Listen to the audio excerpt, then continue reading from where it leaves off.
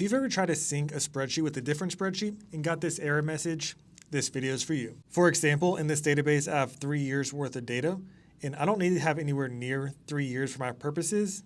So I'm going to show you how to create filters on an entirely different spreadsheet that will help extract only the information that you need. And since you're extracting less information, you won't run into that error saying that the data is too large. All right, so let me show you how this works.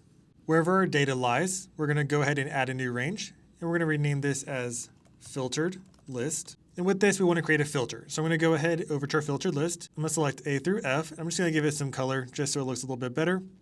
So let's go ahead and give it a green. And the next thing we want to do is copy the headers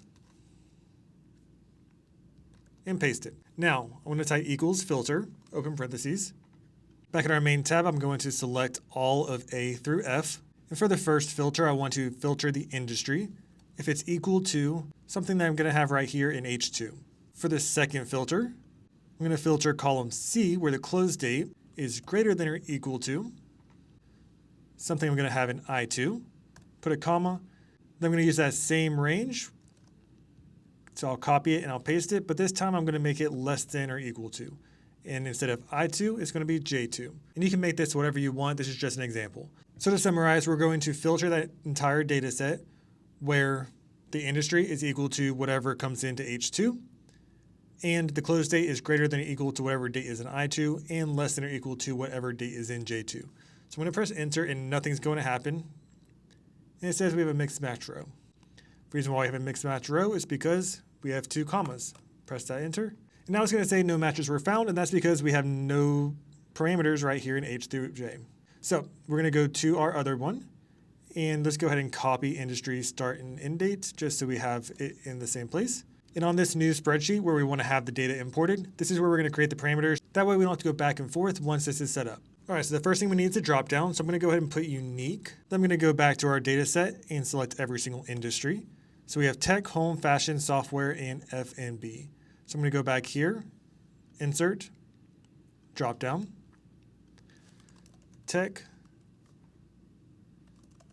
fashion, home, software, F&B. Just double check I didn't miss any. Tech, home, fashion, software, F&B. We're all good to go. So now I can press done. And as you can see, we have all those different options right here under the industry dropdown. Next thing we want to do is select I2 and J2 and go to data, data validation, add rule. And we're going to select is valid date. And we're going to reject the input if there is no valid date. And what this does is it allows us to have a little pop-out calendar. So that way, instead of having to type things out, we can simply select it. So let's say I want to select January 1st, 2025 through January 31st, 2025. Perfect. I'll go ahead and select something right here so that we have a value. And now what I want to do is I want to import all 3 of these into my other spreadsheet where the data set lies. So I'm going to copy the URL, go back to the other spreadsheet, type in equals import range,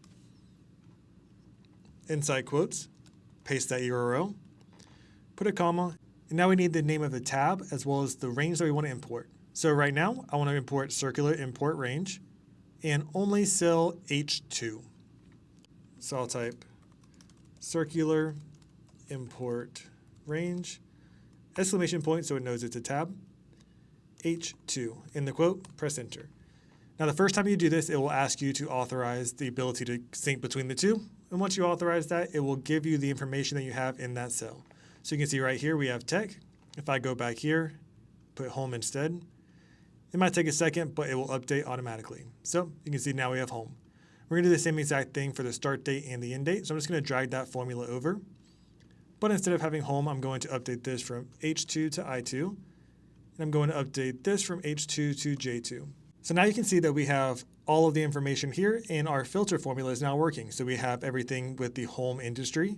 It starts in January 1st, 2025. Then if I go all the way down to the bottom, it ends at January 31st, 2025. So perfect. We have everything we want to do there. Now for the tab that we want to sync this to, we want to set up another import range formula. So I'm going to go ahead and copy this URL, go back to the new spreadsheet, and in cell A1, I'm going to type equals import range, open parentheses, inside quotes, paste that URL. And now we need the tab name and the location of the range that we want to import. So I'm going to go back and it is filtered list, and we want to go A through F. So I'll type in filtered lists, exclamation point, A:(F) in the quote, and press enter. And it might take a second to populate at first, but once it populates, you'll have everything that's on this spreadsheet into this spreadsheet. Now, one thing you can do to speed things up is instead of having everything going all the way down through the end of the column, so for example, we have 21,000 rows here, but we only have 857 that actually have something in there. On the new spreadsheet, you can wrap it in a query formula. So query, comma, and we're going to say select star, so select all columns, where col 1 is not null. In the quote, I'll make this bigger so you can actually see it. So inside quotes, select star where col 1 is not null. We're going to press enter. And it's going to give the same exact values as we had before. The only difference is it's not going to include importing all of these different blank rows because we don't actually need them. So that will help speed up your processing quite a bit. Biggest thing with this is make sure whatever column you choose, so col 1, col 2, col 3, etc., it has to have a value all the time. And that's because if the value is empty in that specific column, it doesn't matter if there's data to the side of it, it won't be included in the data set. So that's how to do a circular import range, and it really helps be able to limit the information that you're trying to import and sync to a different spreadsheet, especially if you're dealing with large data sets. If you like this video, don't forget to subscribe. And as always, if you have any questions, let me know and like and comment for more.